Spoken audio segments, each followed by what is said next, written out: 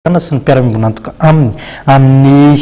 fialana amin'ny olany tsy fanjarin-tsakafo ny fahinana ambin'ny folo ny volana oktobra izao nefa no ankalazany andro iraisam-pirenena ho an'ny tsy fanjarin-tsakafo isika ny gouvernemanta sy ireo mpiara-miombonantoka aminy dia fa eo am-piomanana sahady amin'ny fiatrehana izany.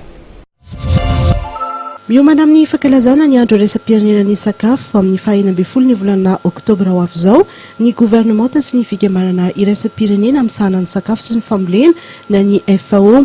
Io no antom-pisian'ny fanambarana an-gazety narahina famelabelan-kevitra androany tolakandro teny amin'ny ministeran'ny Jono Ampandrinomby sanotrony ny FAO sy ny ministera eo anivon'ny fiadinan'ny repoblika amin'ny sahanan'ny fambolena sy ny fiompiana. Ny taona 2024 rahateo dia taona natokana ho an'ny voamaina. Anisan'ny mbola olana indrindra ho an'ny firenena aty Afrika ny fiovaovan'ny toetrandro. Mitaky pakiady matotra nefa ny fanamafisana ny vokatra na eo amin'ny lafin'ny fambolena sy ny fiompiana zany na eo amin'ny lafin'ny jono ahafahana manatsara ny vokatra azo. Iarana amin'ny fiovaovan'ny toetrandro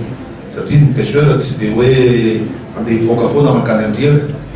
fa raha efa afaka manao an'iny zay zavatra hita amin'izao fotoana izao mahafinaritra ny tena zany aloha raha amin'ny secteur ressources halieutiques spèce izy efa misy amin'ny toerana sasatsasany zay efa manao aquaculture marine na lontra zany na tingadinga na crépon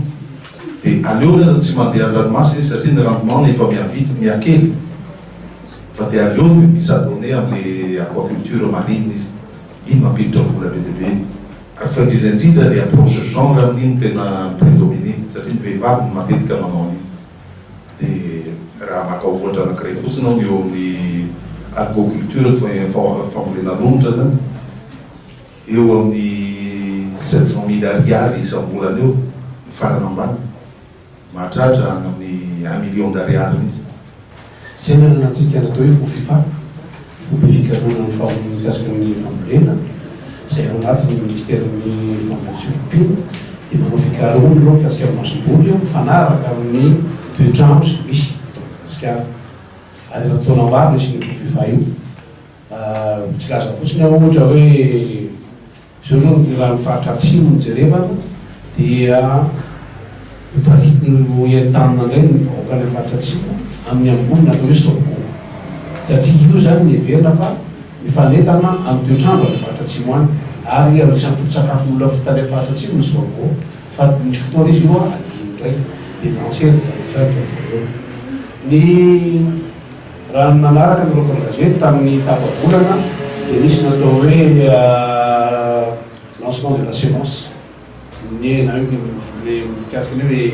masom-boly nataon'ny ministera tamin'ny tapabolana tao amin'ny Sénégal tao amin'ny Sénégal tamin'izay ny lazana fa hoe tsy maintsy hatsaraina ny masom-boly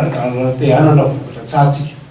Manana ny tetikasa lehibe hanao an'i Madagasikara ho somotra indranomasimbe indiana ny fitondram-panjakana iarahany amin'ireo mpiara-miombonantoka iraisam-pirenena toy ny FAO ny voamierany ranomasimbe indiana tetikasa izay anampy tosika ihany koa amin'ny fahaleovantena ara-tsakafo ny Madagasikara.